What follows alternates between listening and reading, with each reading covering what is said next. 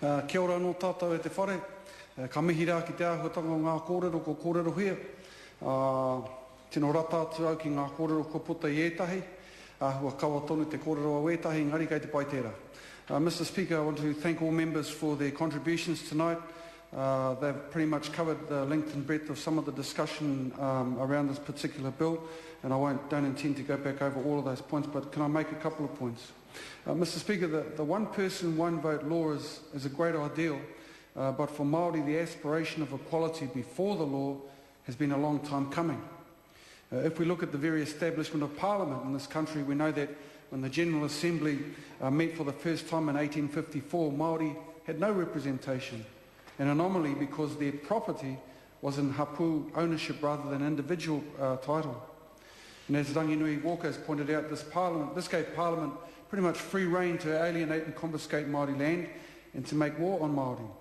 Eventually, 23 years later, Parliament passed the Māori Representation Act to establish 4 seats in Parliament. All well and good, but on a population basis, in a House of 80 members, there should have been 20 Māori seats.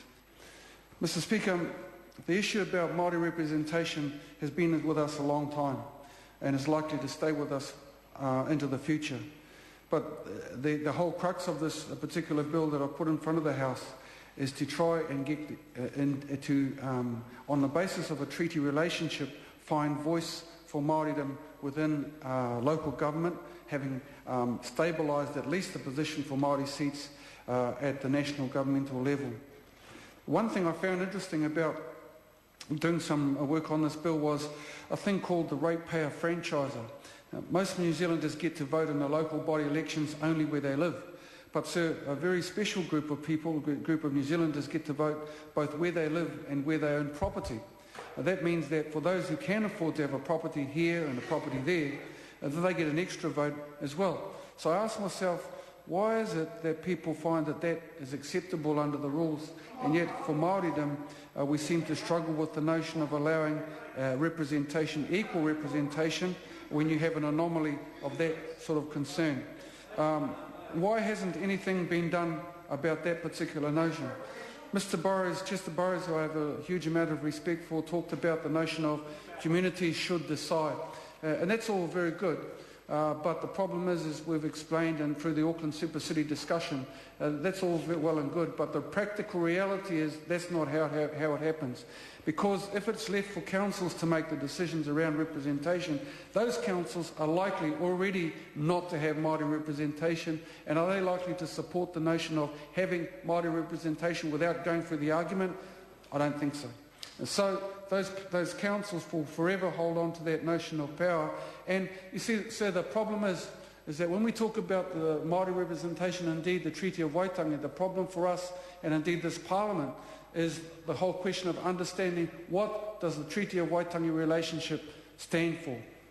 So, in the last couple of years that I've been in this Parliament, there have been times when when there have been members in this House who've actually come up to me and, for one reason or another, have actually asked about what, all of a sudden realised that there is a Māori voice that happens to come at this point in time from a Māori party, and some of the discussion that we've put on the floor of this House has been a real awakening for them, a real new discussion that they've never ever heard.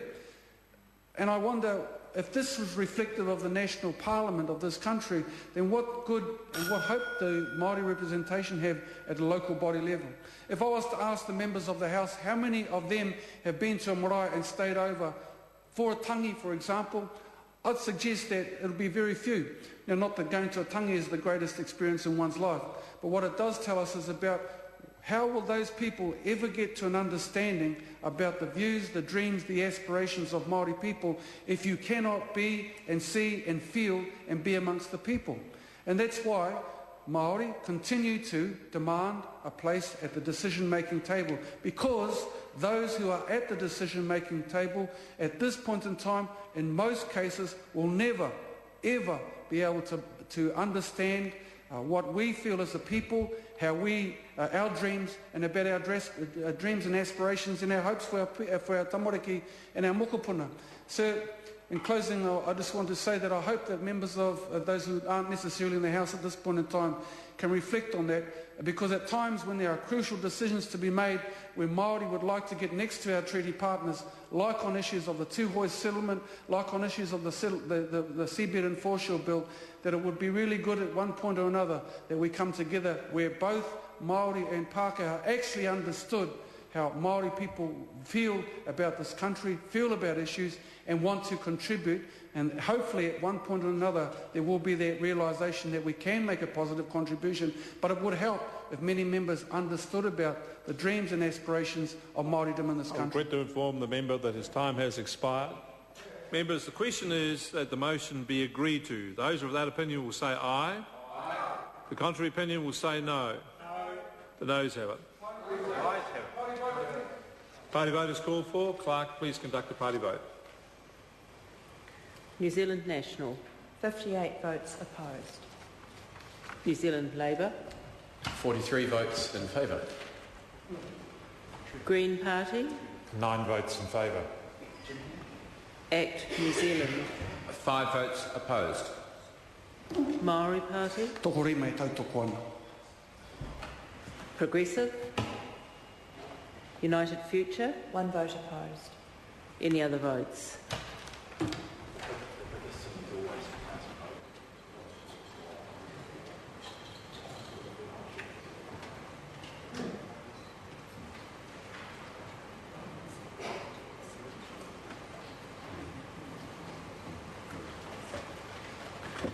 Members, the ayes are 57, the noes are 64. The motion is not agreed to.